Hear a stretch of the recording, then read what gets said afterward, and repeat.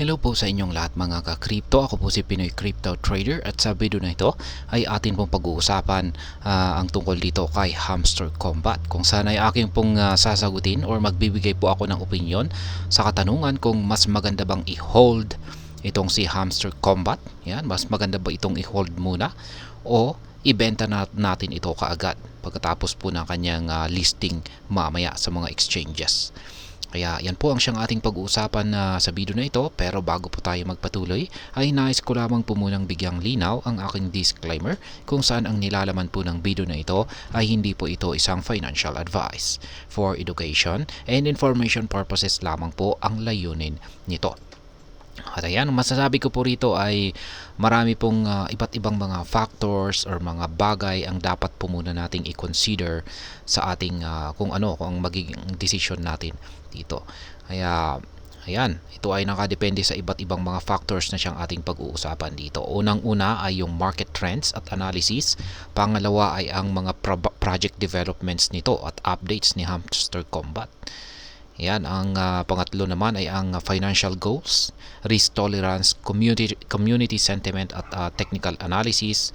Maging isama na rin natin ang diversification at ang regulatory environment. Kaya yan, yung unang-una ay yung market trend at analysis. Ito po yung pagte-technical analysis sa chart nito. Kaya kung una ay ang unang-una na titignan natin ay yung kanyang market trends. Yan, at makikita po natin yan sa kanyang magiging chart. Kung ang market po ay bullish, ibig sabihin ay maraming investor ang bumibili at tumataas ang presyo ng token ni Hamster Combat. Kung saan ay mas maganda na i-hold muna ang ating Hamster Combat token.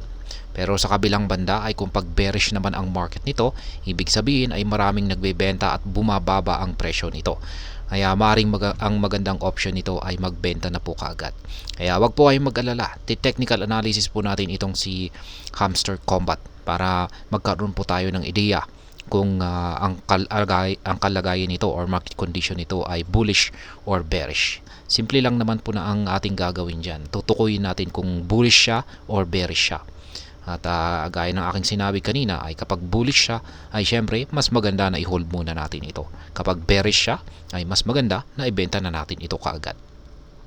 Yung pangalawa naman ay yung mga project developments nito. Yung mga dinedevelop ng mga developers ni Hamster Combat at yung mga updates nila. Kung maganda po talaga yung mga plano nila kanina lang ay nilabas po nila yung bagong roadmap nila. Kaya kung pag nagagandahan po kayo at tingin nyo ay talagang mas lalong titindi yung kanilang mga bagong ilalabas na projects ay ayan, mas maganda pong i-hold itong Hamster Combat token. Kaya ayan, isa po itong napakalagang factor na dapat po nating consider sa ating magiging decision dito. Kaya kung may mga upcoming updates, yan, maliban po sa updates ay yung kanilang partnerships at maging mga events na maaring mag-boost ng value ng tokens. At kung pag ganyan po talaga, kung marami itong magagandang kaganapan, ay mas magandang i-hold muna natin ito. Kaya yan, bilang halimbawa ay kung may mga bagong features na ilalabas o may malaking event na magaganap, ay maaari pong tumaas ang demand ng presyo ng Hamster Combat token. At ayan, meron din po tayong tinatawag na personal finance goal.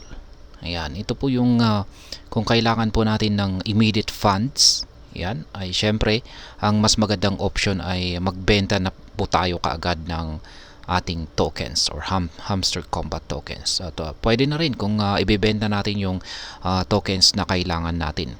Ayan, at iwanan natin yung sobra.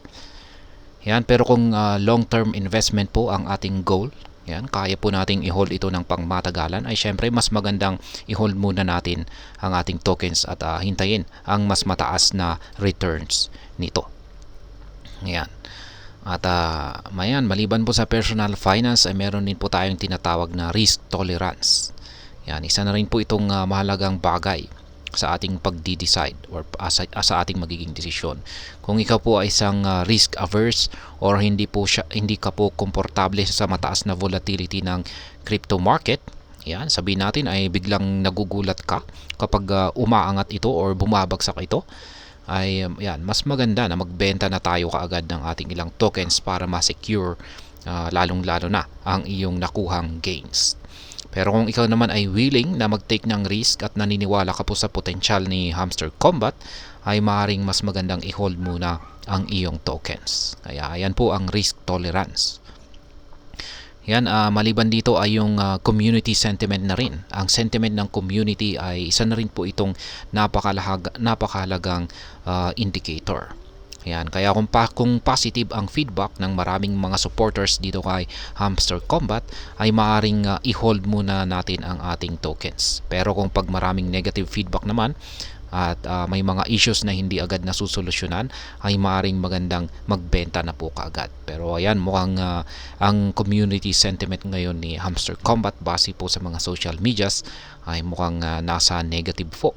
Kaya ayan, ngayon ay meron din po tayong strategy dito na yan, tinatawag na diversification. Ayan. Ito po yung do not put all your eggs in one basket. Kaya yan, huwag po nating ilagay ang lahat ng ating investment sa isang asset lamang. Kaya kung may iba pang mga investment ay mas madaling mag-decide kung i-hold natin or ibenta natin ang ating Hamster Combat token.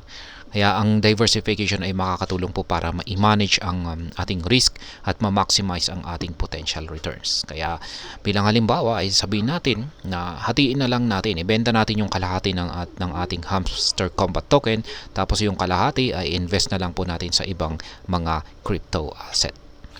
Kaya ayan. Kaya sa kabuuan ay ang masasabi ko po muli rito ay ang desisyon kung i-hold ba natin o ibebenta natin ang ating Hamster Combat ay nakadepende po ito sa iba't ibang mga factors o mga bagay na aking binanggit po kanina. Kaya mahalaga pong mag-research at mag-consult mula sa mga eksperto at atin pong isaalang-alang ang ating personal finance goals at risk tolerance. Ang crypto market ay highly volatile po ito, kaya mahalagang maging informed at prepared sa kahit anumang potential outcomes nito. Ayan, hanggang dito na lamang po tayo sa video na ito mga ka-crypto. Sana po ay inyong nagustuhan ang aking paliwanag sa video na ito. Kung inyo po itong nagustuhan, pakiclick lamang po ang like button nito. Para naman po sa mga bago lamang dito, kayo po ay aking inaanyayahan para mag-subscribe. Pakiclick na rin po ang bell icon nito dahil ito po ang siya magsisilbing notification nito sa mga bago kong videos na akin pong ina-upload sa aking YouTube channel na ito. Marami pong salamat sa panonood. Ingat po tayo lagi at God bless po sa ating lahat.